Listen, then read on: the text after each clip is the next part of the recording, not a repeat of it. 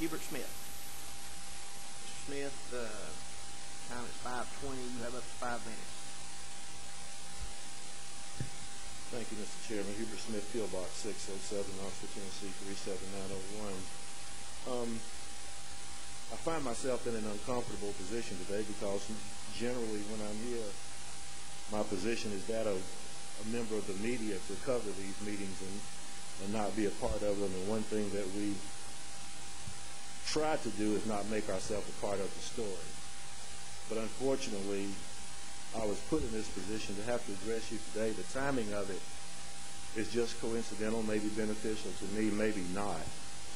I had asked your staff to put a copy of the letter that I was given on last Friday, and I hope that each of you received it. I'm going to read from it verbatim. It is addressed to me July 20th. Reason, employment with the clerk's office. Now let me say this, most of you probably didn't know that I even worked for the juvenile court clerk's office because I kept a clear firewall between my job and my politics and what else that I do in terms of working with the media. So what I'm going to say today may be eye-opening to some of you, maybe not.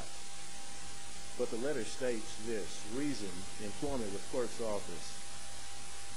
Dear Hubert, I regret to inform you that effective immediately, you are hereby laid off until further notice.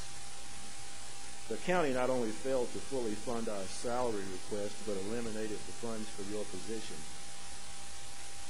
You are to leave the premises immediately. Your personal effects will be mailed to the above address.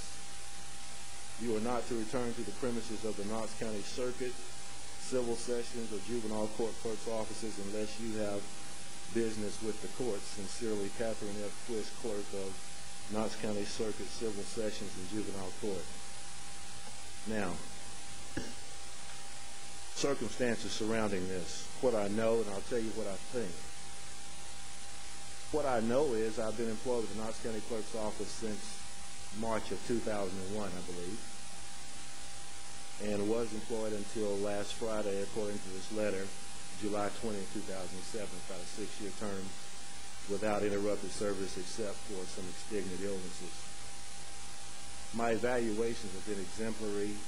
My work record has been good by all accounts of everybody that worked around me, maybe bar a few, but as you all have said, during your meeting, you're always going to find some people that will disagree with you for one reason or another. So I accept that. Nobody's 100%. At the end of the workday on Friday, I was handed this envelope by Charles Edmondson, who is an employee of Kathy Twist, and told me something to the effect of, I'm sorry they didn't fund your salary. I didn't quite get it when he first said something to me, because I thought he was referring to the $500 bonus that I think you all mandated during your budget that everybody making under $45,000 a year employed as of June 30th would get the $500 bonus, which I will qualify. You may be surprised to know I'm a 6-year employee at the clerk's office making less than $25,000 a year. Having said that, I came quickly to understand that he was saying, no, my position was being eliminated because you, the county commission, as you can see in this letter, did not fund their salary request for my position. I was pretty much stunned because as of June 30th, effective July 1, my salary position was in the budget, and I worked until July 20th thinking that it was fully funded. Nobody told me anything different. Now that's what I know. Oh, in addition, I was unable to clear anything out of my office, any personal effects. As you can see by letter, they said they would mail them to me. And Perk walked me out the door by Knox County Sheriff's deputy as if I'm some criminal. That's what I know. Okay. I asked him, well, when did you know about this? He said, oh, this morning. I said, well, why didn't you tell me this morning? Well, that's just the way that we do it. Speaking of, I imagine, the clerk of the juvenile court. So that's what I know. I'm here before you today because the way I read this, she puts the onus on you all for saying that you didn't fund her salary request. My position was in the request as of June 30th, and I think that you all funded everything that that office asked for if not even a little bit more. So I understand that you all don't do anything about employees, and so I'm not asking you to do anything for me necessarily as an employee, except the fact that I want to state this and get this on the record because I understand politics, and I can take a punch, but this is one definitely below the belt or any other extremity. But I'm not going to take it lying down, and so today I'm responding. And responding to you because it says you didn't fund my salary. So I look at it this way. I guess perhaps I should ask you to fund my salary since she says you didn't. Or perhaps this was a clerical error and this should have applied to somebody else. I don't know. I've told you what I know, but I'll tell you what I think. What I think is everything that we've read about since July 31st in terms of Knox County Commission and behaviors has gotten me caught up in an unintended way, at least for me anyway. You know, we live in an era now where everybody didn't go to journalism school as I did and other people did, and we have these citizen bloggers and everybody else that can do and write whatever they so choose.